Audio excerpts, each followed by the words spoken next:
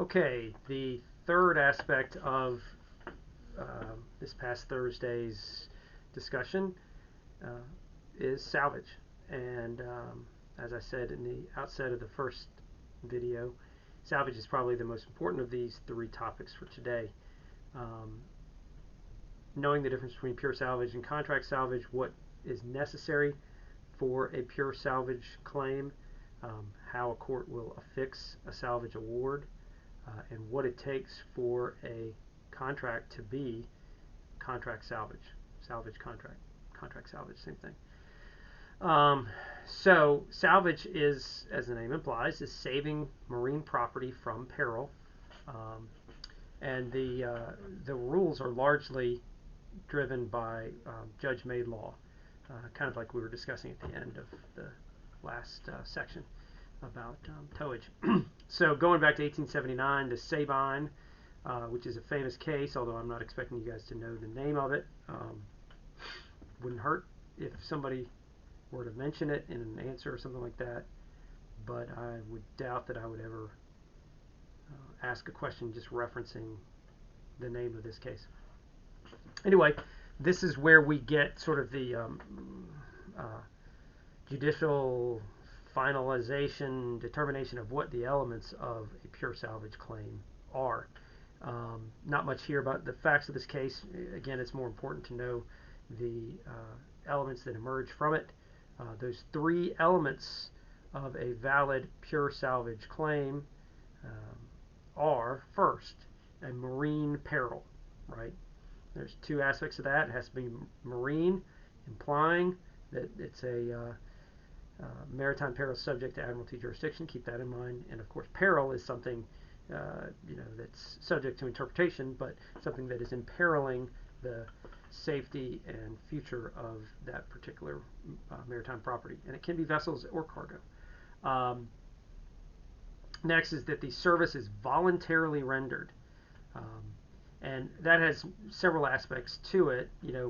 Voluntary in the sense that somebody is doing so of their own accord, meaning they are not otherwise obligated to perform this salvage service either under a contractual obligation or a duty as somebody in a unique position where they are required to carry out this type of salvage operation. Examples of those who have a duty, a pre-existing duty, would be the crew of the vessel, but also governmental authorities who are charged with salvaging vessels, saving property at sea, Coast Guard, for example. The last is, of course, that there has to be success in whole or in part, or that the service rendered contributed to the such success. So somebody can get a salvage award, a pure salvage award, by playing just a mere role, a mere part in the overall salvage, and they would get a commensurate salvage award that is in line with the percentage of the overall efforts that led to the saving of that property. But we saw some examples in some of the footnotes later of what would seem like relatively minor assistance that actually entitles people to pure salvage, like warning somebody of some approaching danger or just making a phone call. Now that in and of itself, the phone call doesn't salvage the whole vessel, but if that phone call tips off somebody who otherwise has a duty or does the majority of the work, the warning phone call at least entitles that caller to a portion of the salvage award. So again, keep those in mind, the Sabine factors: marine peril, voluntary undertaking or rendering of this salvage service, and success in whole or in part or contributing to the success. A salvage award is very different from a quantum merit award. We'll get to the factors under the Blackwell in a minute, but there are many more considerations that go into it than just sort of the value of the service. Quantum merit, being the amount of the merit, the value. So it's not quantum merit. It has to be more than quantum merit. The reason for that is that the pure salvage awards, which sort of sweeten the pot a little bit for a salvor, is intentional. It's deliberate, and that is to provide an inducement or encourage salvors to undertake what is often a very difficult and perilous undertaking. Going out to rescue vessels that are in marine peril usually means that the salvor is himself subject to that same peril. So we have to reward that, because if we don't sweeten the pot by giving a hefty salvage award, then we won't ever be able to convince would-be salvors to step up and attempt the salvage operation. So again, the considerations behind the salvage award are to reward the salvor for the peril that they themselves have to confront, and inducing mariners to embark on these often very dangerous enterprises. The pure salvage award is one that is enforceable by way of a maritime lien, and a pure salvage award over maritime property is a claim, one of those, I think there are 8 of them, claims that are within the exclusive jurisdiction of the federal courts. Now, with that said, a salvor can proceed in personam against the owner of that property. They typically go in rem against the vessel if they're able. If they have a salvage claim, then that means that that vessel was saved, and so it should be available for arrest and an in rem proceeding. But perhaps it has left the jurisdiction, absconded, whatever. So sometimes you can still proceed in personam and have the court determine an in personam salvage award. But an in rem pure salvage award is within the exclusive jurisdiction of the Admiralty courts. First real case of substance is the Phelan versus Mingus. I don't know how you say that second name. This was the salvage of a sailing yacht that had gone adrift in stormy weather back in 1954. This is in Massachusetts, in Marblehead Harbor, which is a nice swanky area right south of the city, around the Cape. Hurricane Carol was bearing down. The sailing yacht, the Javelin, broke free from her moorings when the violent winds and heavy seas from the hurricane came on the scene, and so she drifted about 1.5 miles away towards a little small island called Eagle Island, and sort of came to rest a few hundred feet off the coast of Eagle Island, and this was in water about 20 feet deep.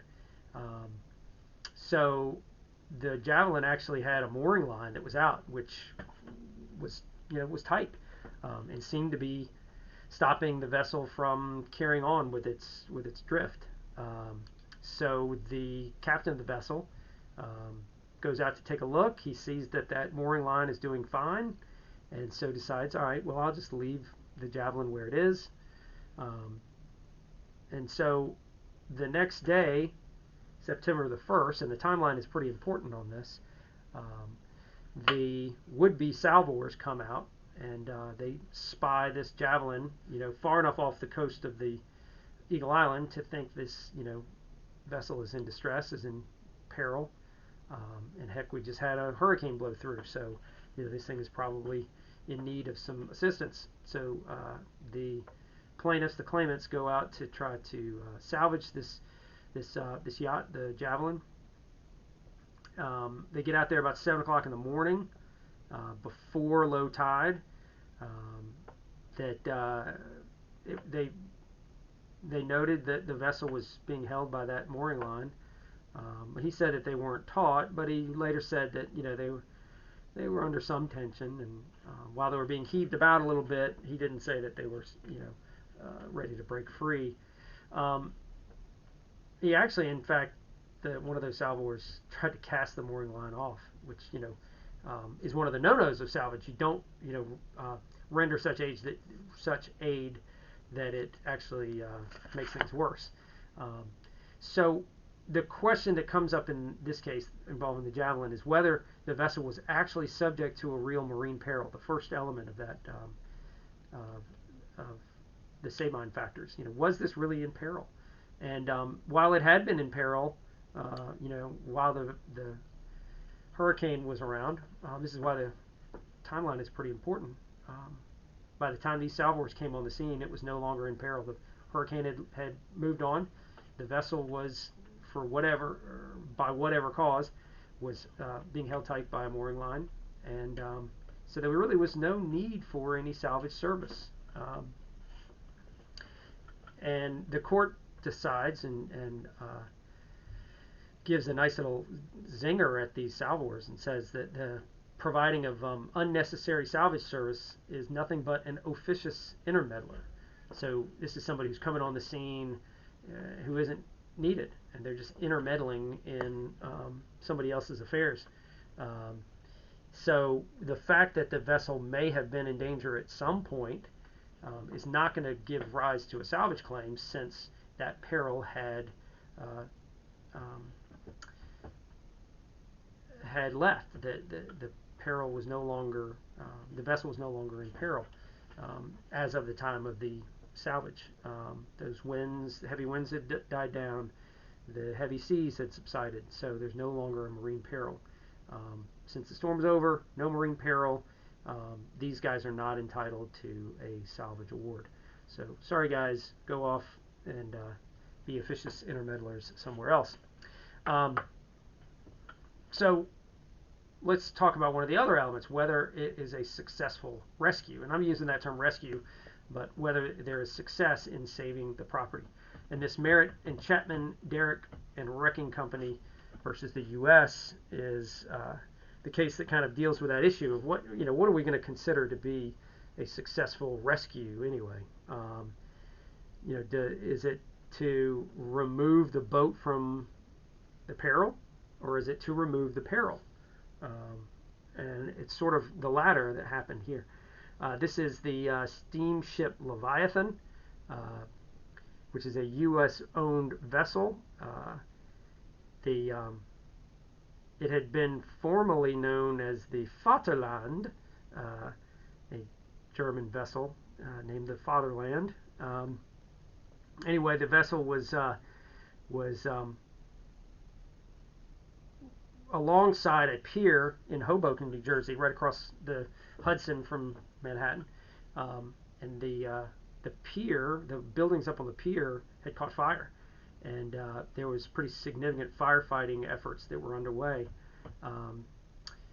Unfortunately, there was just insufficient time and manpower and maybe even opportunity to man up the vessel and move it out of the peril. So what the firefighters were doing, and what these potential salvors claimed to be doing, was they were removing the peril, not removing the vessel from the peril, but removing the peril from the vessel. It seems like it's a little bit of a tautology, but it makes a difference. So the wind that was whipping up from the fire was actually carrying the fire towards the vessel, and it did scorch the outside of the vessel a little bit. And there was significant peril in the sense that there was some ammunition on board that had a real possibility of exploding. So these two firefighting vessels, they aid the effort, and there were two steamer boats, the Commissioner and the Chapman brothers, that they were manned for salvage and firefighting services. They put heavy streams of water onto, and we have to assume these are not, government official firefighters, right? Who would have, one of those pre-existing duties to assist like this. That these guys are just helping out. This is back in 1927 when you didn't have as much in the way of organized firefighting departments like we have now. And so, boats that were private enterprises that were also outfitted for firefighting services would often be called upon to assist and would be paid accordingly. And that's what we have here. These two firefighting vessels, they join in. They weren't asked by the Leviathan to come and do this. In fact, they were asked probably by Hoboken officials to come and help contain the fire. They never actually put any water onto the Leviathan itself. All they did was they fought the fire that was on the pier warehouses and the pier itself. And basically, the evidence was that there was obviously some scorching of the Leviathan, but effectively, the Leviathan didn't really need any help, and the assistance wasn't really requested. Although that's a little bit of a red herring in my opinion, because the voluntary aspect, the element from the Sabine, doesn't necessarily mean that something has to be done voluntarily in response to a request. That somebody just does it voluntarily, whether or not requested. So the fact that the assistance wasn't requested, I wouldn't focus on that. So anyway, the fire on the Leviathan, the little scorching of the Leviathan, was put out by separate means. So it wasn't put out by these firefighters. They probably helped put out the fire on the pier, there's no doubting that, but they did not put out the fire on the Leviathan. It was done by other means. So you have to look at this ordinary prudent man standard to determine whether there should be payment for this service rendered and whether there was a need for it. And ultimately, this court decided that the ordinary prudent man would look at this and say that this was not a proper case for a pure salvage award, because there was no elimination of the peril, the marine peril experienced by the Leviathan. The peril that was extinguished by these firefighting boats was a separate peril that wasn't focused on in this, but it really wasn't a marine peril either. It was on land. So the extinguishing of the fire, or helping to do so, really only had an incidental and indirect effect on the peril that was being experienced by the Leviathan. And if that's all there is, just an incidental effect, then the court is going to say that is not enough for a pure salvage award. All right, so the historic aircraft recovery case, this is one where we have to always keep in mind that we have to have threshold admiralty jurisdiction for any of these pure salvage claims to move forward. And so everyone probably noticed that the location of where this salvage took place was in this place called Sebago Lake, which is a body of water that is wholly contained within the state of Maine, and doesn't straddle either Maine and a foreign country or Maine and another state. It's wholly within the boundaries of the state of Maine. So back in 1944, there had been a mid-air collision of two. Actually, they were U.S. fighter aircraft that were being operated, I believe, by two British operators. Unfortunately, the wreckage was never found. They plunged down into Sebago Lake, presumably taking their operators, their British fighter pilots, with them. So a couple of, or no, let's see, one salvage team, this HARC, Historic Aircraft Recovery Corp, they claimed to have located, and they were seeking permission from the court to undertake salvage efforts.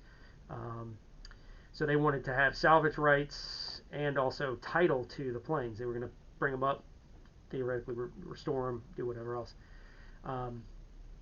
But the key here is that, well, so that's objected to by several parties, both the state of Maine and the UK. The state of Maine, they're not ready to give up what they consider the property of the state because it's on state waters. The land underneath lakes is considered by Maine law to be property of the state of Maine. they want it to remain undisturbed and in place, so they don't give any consent to the plaintiff's claim. Same goes for the UK, whose pilots were at the helm of those two aircraft, and they said that they would consider this a military gravesite, and they wanted it to remain undisturbed. But the main consideration is not whether there's consent from these state actors, it's whether there's admiralty jurisdiction. Because again, if a federal court sitting in admiralty is going to give salvage rights, is going to give title to these vessels, they have to have admiralty jurisdiction. And unfortunately, Sebago Lake is not navigable in the classic sense. So the court actually cites to the test for, present navigability in fact. So they also mention, they cite to Executive Jet for the proposition that admiralty jurisdiction, and by extension salvage, over aviation property is disfavored. Ever since that Executive Jet. So they say the case is dismissed for lack of admiralty jurisdiction.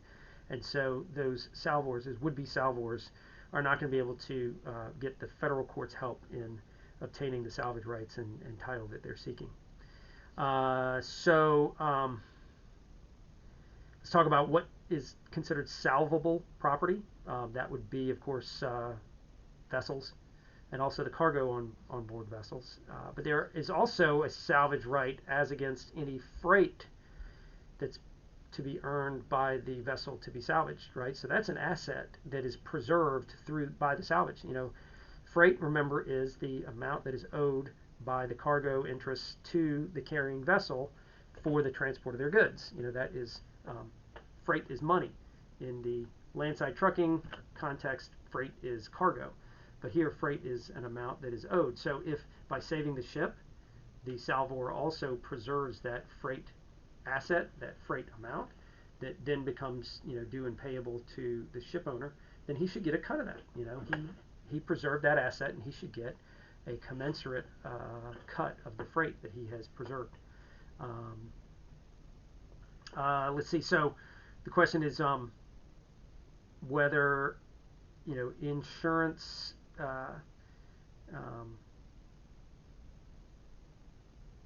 Let's see, what was this about insurance? I wrote a note about insurance, but now I can't remember what it was that was about.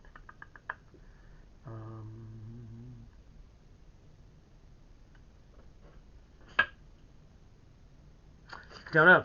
So let's move on from that.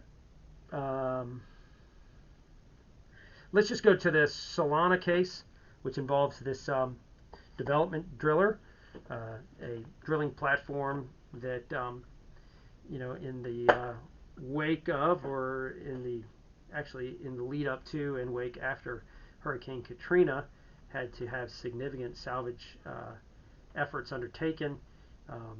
There were two individuals, Solana and Brendan Lally, who sort of voluntarily decided, after evacuating from the area, they decided to come back and assist with the effort to try to save the DD1 or DDI, which was kind of adrift and listing and under significant peril. And the opinion goes into great detail about the the peril that was experienced both by the DD1 and the potential salvors. They had to access this submersible drilling platform by helicopter. There was only one helicopter that was willing to do it, and they had to basically jump off the helicopter because the helicopter couldn't land on the drilling platform because it was listing so badly. It sounds like something out of a what is it, Mark Wahlberg movie. So they were successful in assisting with the saving of that platform, which was otherwise appearing to be in great danger of sinking had they not assisted in stabilizing the vessel and getting it upright so that it could be taken into port for repairs, which was ultimately successful. So this case is not necessarily about whether there was a peril, not necessarily about whether there was success. It was about whether or not these guys had a duty to undertake the salvage efforts, or whether they had a duty to assist with saving this vessel. And ultimately, the court decided that they did, that they were crew members of this platform, and that they were going to be paid for their efforts, whether or not they were successful. Right? They did voluntarily come back, and I think there was even, evidence that they paid their own way to come back. But they were asked by the company, and they did voluntarily go out there, but they were going out there and were being paid for the services that they performed. So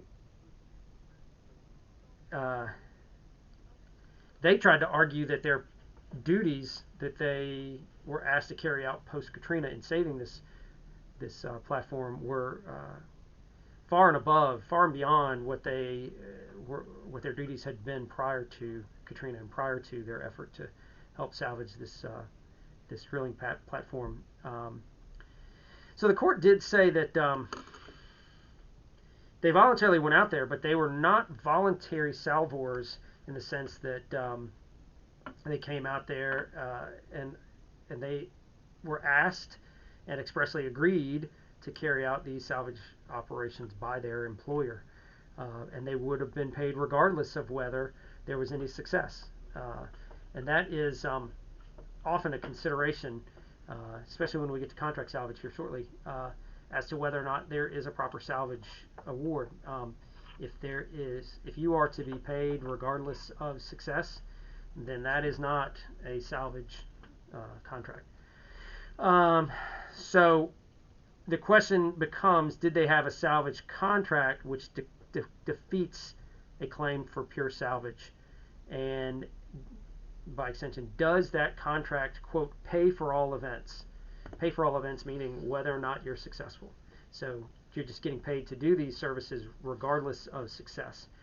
And here the court determined that there was a binding agreement to pay at all events, pay for all events, at all events, however you put it, regardless of success. And so that is not a proper pure salvage situation.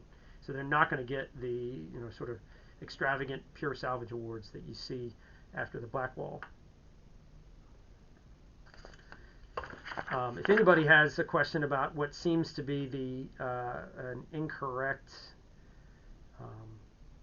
procedural posture in the bracket at the end of that, I looked at it. I also looked at it sideways, saying, "Wait, how is that being reversed and remanded?" If you want to talk about that, just shoot me an email or call me, because I looked at the opinion and know the answer to it. So eligible salvors, whether or not somebody is a professional salvor versus just a casual salvor, that doesn't matter. You don't have to be a professional salvor, of course. That may factor into the award in the sense that, as we'll see, the factors include the skill and the equipment that is used in the undertaking of the salvage. And a professional salvor will be more skillful and will, of course, have much more sophisticated and more expensive equipment. So that's a distinction, sort of without a difference, between casual salvors and professional salvors. How about a U.S. Coast Guard vessel? We talked about this earlier. That is not an eligible salvor because they have a pre-existing duty. The crew of the vessel itself is not an eligible salvor because they have a duty to save their own vessel. The crew of a sister vessel, however, there is precedent standing for the proposition that they can be eligible salvors. Can a pilot be a salvor? Not normally, unless the salvage operations that he undertakes comes after the termination of the voyage or his pilot services. A fireman, no. Again, they have a pre-existing duty, and therefore they don't qualify under that Sabine factor of voluntariness without a pre-existing contractual obligation or separate duty. A lighthouse keeper, however, can be a salvor, even though it would seem they have a pre-existing duty to assist with the salvage of vessels and avoidance of vessels being lost, they can still be an eligible salvor. Okay, so the Odenwald is an interesting case from 1947. Although all of the acts that took place were in November of 1941, which those of you who are fans of history will know, of course, that was 1 month before the U.S. entered World War II, which happened a day or two after Pearl Harbor Day, December 7, 1941. So at the time, the crew of the USS Somers, they were on neutrality patrol, where they were going around ensuring that vessels that were in the vicinity were neutral and were not warring parties. They come upon this vessel that they believe to be the Vilmoto, and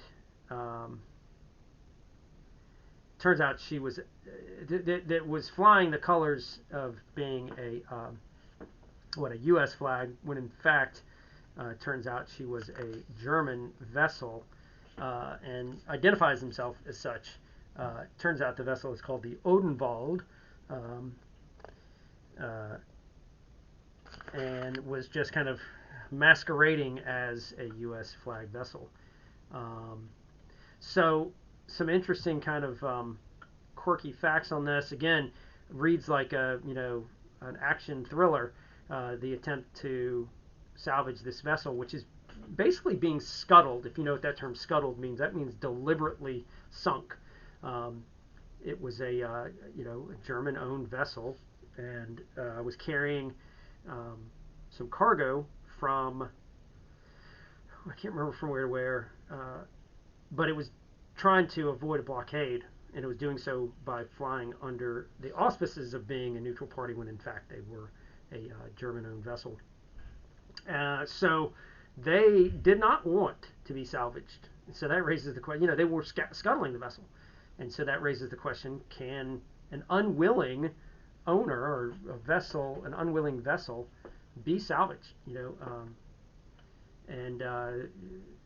The court decided that yes, that there is still some post-casualty value to the vessel, and there are others involved, others who have interest in that vessel besides the owner. There is the mortgagee, there's the insurance company that underwrites the vessel.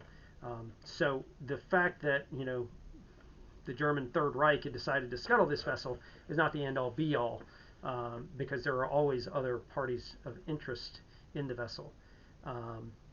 So by the time the salvage of the vessel had been undertaken and completed, the crew of the Odenwald had actually abandoned ship. So she was considered a derelict at that point. The salvors were all crew members of a U.S. naval ship, I think, wasn't it? Yeah, naval ship.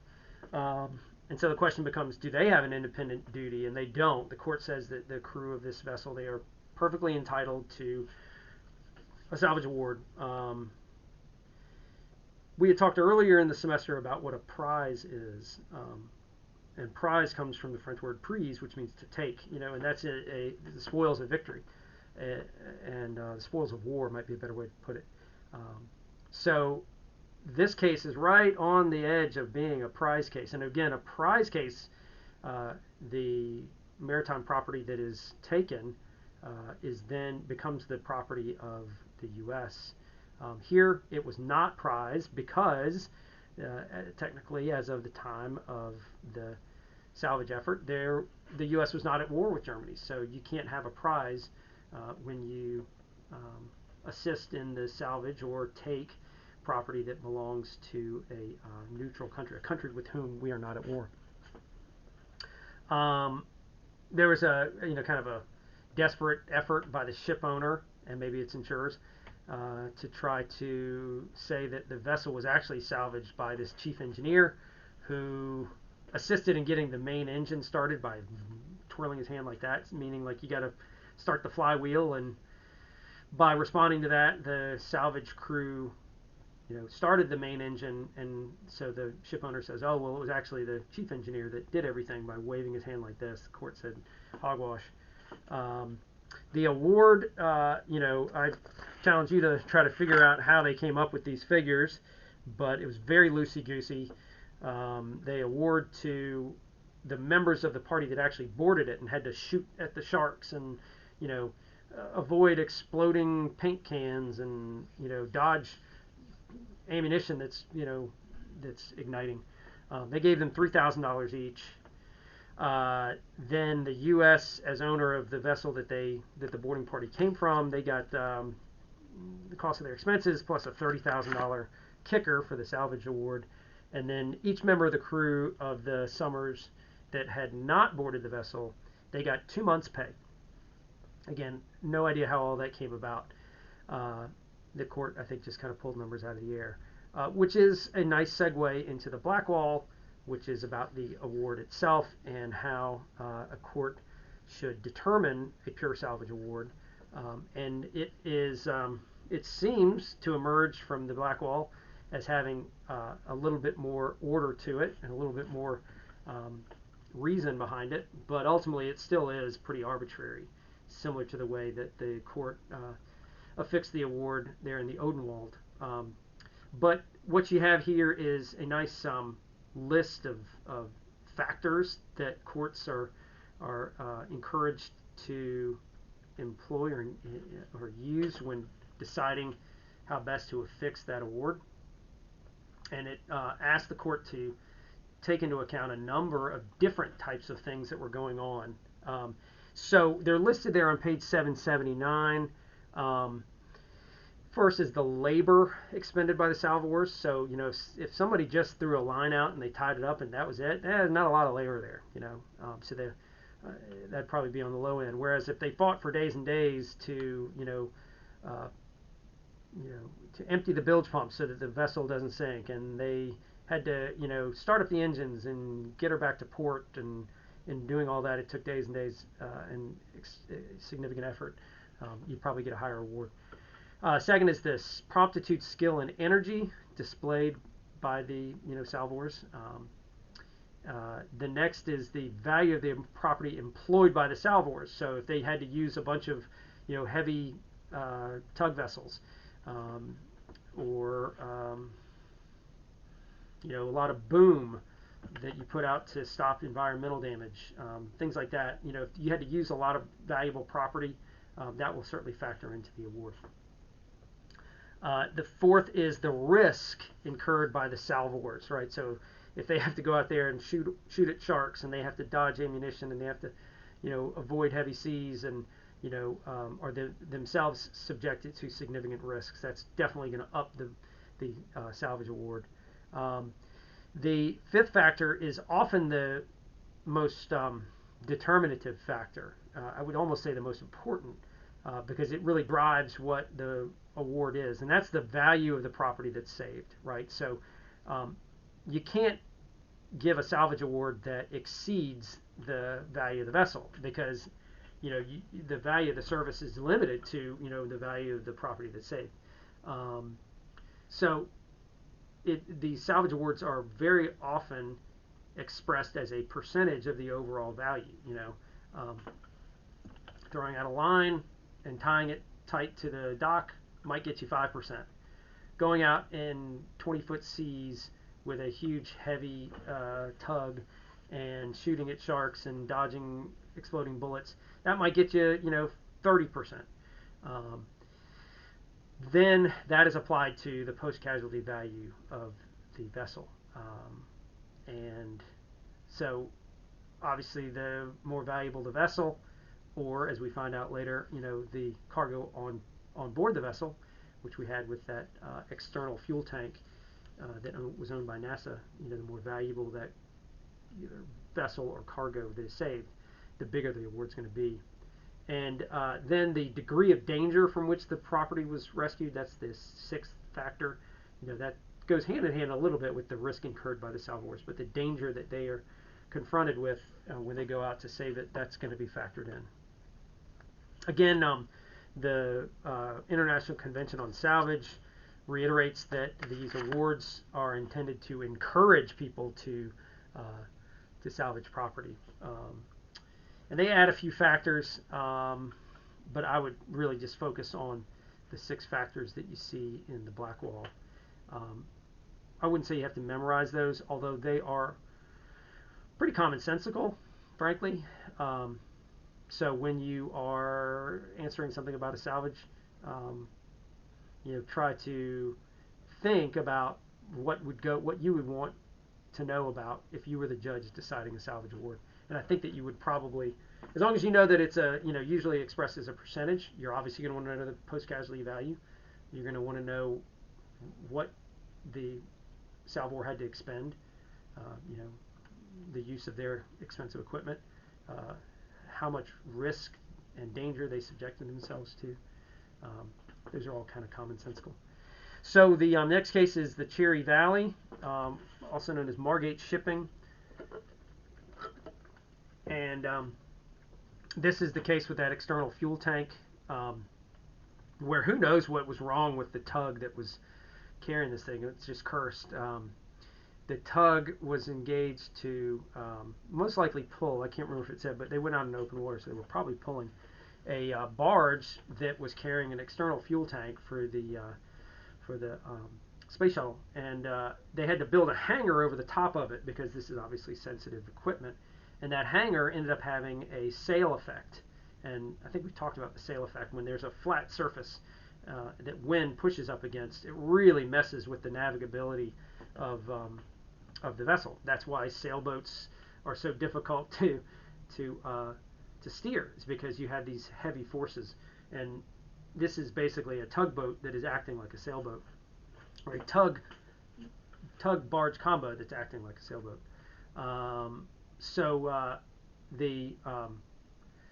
First the tug loses one of its rudders, but it continues on towards Port Canaveral, I guess, Cape Canaveral, excuse me.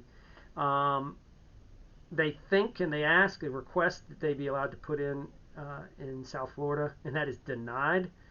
And as probably as Poseidon's revenge, the engines of the tug are then lost. And at this point, they're 10 to 15 miles offshore. They're about to abandon ship, and they're about to just cut loose this, $30 to $50 million external fuel tank, when their distress signal is answered by a nearby oil tanker, the Cherry Valley.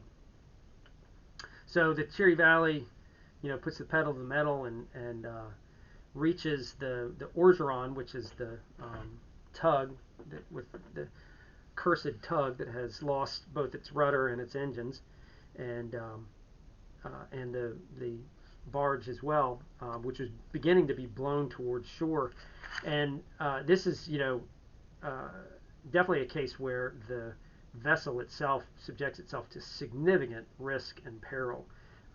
So much so that by the time they get a line on, they try 3 times to send a messenger line. That's the thin rope that you send over that then pulls the heavier rope that's going to actually act as the tug rope. That 3rd try, they were about to give up if they hadn't done that successfully on the 3rd try. By that time, the vessel was in such shallow water, they were so close to shore, they were about a mile off of shore, that the prop was actually churning up mud. So within a matter of minutes, both the barge with the external fuel tank and the fuel vessel the tanker might both have broken up on the shallow waters, and of course a tanker full of fuel would have just been an environmental disaster. So the case is really more about the award, and they look at the Blackwall factors.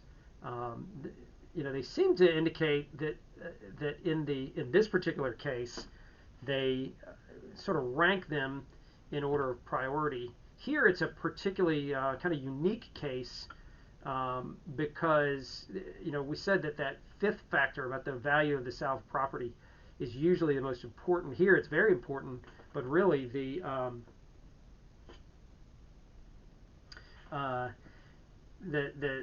sixth factor about the imminent danger being experienced by these vessels was the overriding factor, because it was just so extraordinary. Here they were churning up mud, they were a mile off course, and the prospect of imminent environmental damage. All of that played most heavily into the court's award. So they took the post-casualty value of the vessel and applied what I think was a 12.5% rate, and that came out to $6.4 million. On appeal, there was discussion about whether the trial court had erred in determining what the value of that external fuel tank was. And they ultimately decided, and this is just a factual kind of issue, that the court had miscalculated what that post-casualty value should have been, that the replacement cost was actually lower than what they had figured it was. So they reduced the award by, to 12.5% of the revised value. On 787, they talk about salvage rewards or awards. Usually 50% is the highest you'll ever see. The Tampa Tugs case, there's not much to know there, other than just how difficult it is in affixing a damage award, because the circumstances of a salvage operation are never going to be duplicated, and so you're never going to have straight precedent to go by, and so that points to the importance of the 6 factors and court's discretion in applying those. Let's talk about, I don't care about these salvage documents. Pollution prevention I don't really care about. Let's talk about contract salvage, and I'm going to end pretty soon because we're getting kind of long in time. The Elfrida talks about contract salvage. It's from turn of the century, 1898, so it's pretty old, but all this salvage law seems to be, predicated on hoary precedent. But this is the first time that you see, without it being called this, the no cure, no pay provision that is required of a contract salvage claim. The opinion kind of distinguishes that there are 3 types of salvage. One is voluntary, wherein compensation is dependent upon success. That's sort of like pure salvage. Second is where salvage is rendered under a contract for a per diem or per horum wage, per day or per hour wage, payable at all events. We talked about that, payable at all events, meaning you get the money whether or not you're successful. The opinion says that that's usually limited to salvage operations on the Great Lakes. That's kind of the custom and practice on Great Lakes. And then the third is under a contract for compensation payable only in case of success, and that is the no cure, no pay provision, where you only get paid if you are successful. They next talk about whether to enforce contracts or whether to invalidate contracts is unconscionable. Often these contracts are entered into under extreme duress. A master whose vessel is subjected to this imminent peril, as you would imagine, they are not often of their right and sound mind, and they just say, yes, do whatever you can, just get it saved. They don't think to either affix an award amount, or they are particularly susceptible to overreaching by the salvor, and salvors have that reputation as a result. That they are opportunistic and drive hard bargains because they know they have the upper hand. So, to the extent before the Elfrida, there was a willingness on the part of the courts to strike down these contracts as unconscionable where they seem to be under duress. The Elfrida kind of clarifies that and says, let's not, let's not presume that something is unconscionable simply because it was entered into under a time of distress. They acknowledge that there are often helpless conditions for the vessel, and that entering into a contract under those conditions just is susceptible to an unconscionable bargain. But the court, wants to encourage courts. The Elfrida, excuse me, the Elfrida court wants to encourage lower courts to come from a presumption of validity, and the mere fact that there appears to be an incommensurate amount of the salvage award affixed in that contract in relation to the amount of work that they ultimately expend, that should not be the grounds for invalidating one of these contracts or refusing to enforce it.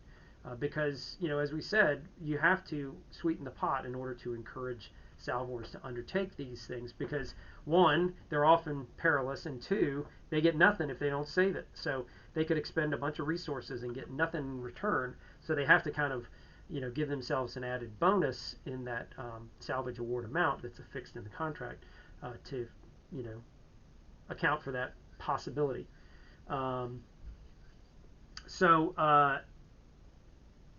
This particular contract, the court says, was entered into with particular consideration and care and diligence and all that.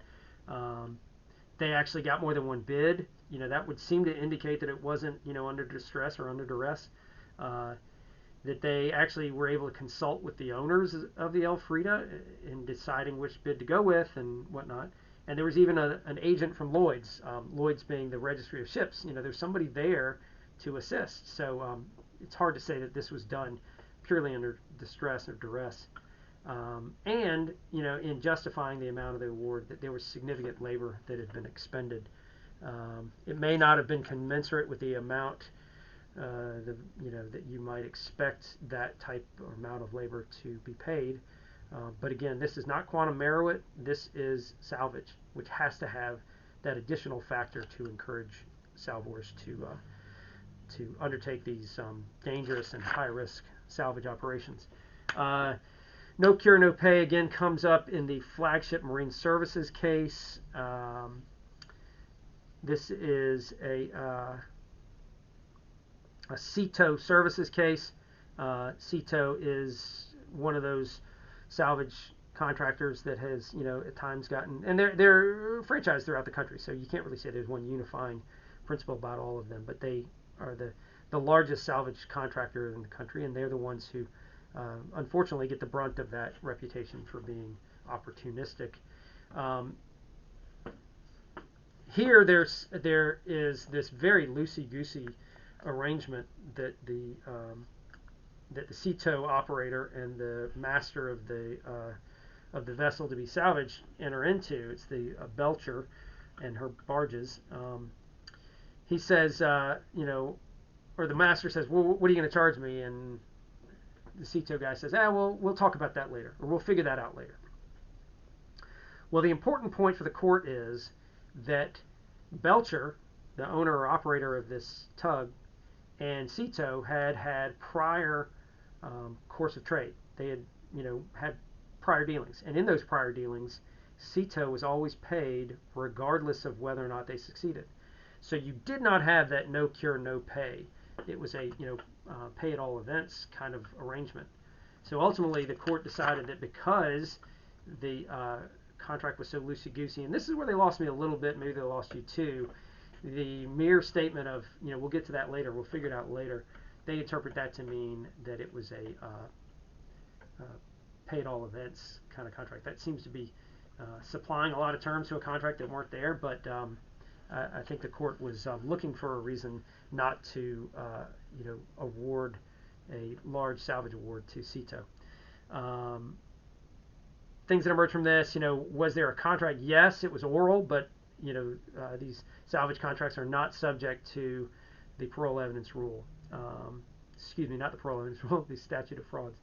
Was it for a particular amount? Clearly not. They said we'll figure it out later. But does that mean that salvage is the only way to go? And they said no. That they will remand the case to instruct the court to determine, under the prior bargain that had been, the course of trade between these two parties, whatever that prior bargain was, they're going to apply that rate to the services rendered by CETO in this case. And that is, to reiterate, CETO was not assuming the no cure, no pay risks associated with pure voluntary salvage, and so they're not going to give them that type of salvage award. So they had to remand the case to determine the proper amount of their contractual compensation. I'm not going to talk about salvage like services, life salvage or salvage or fine. We're on an hour here, so I'm going to cut it off here, and that's the end of salvage.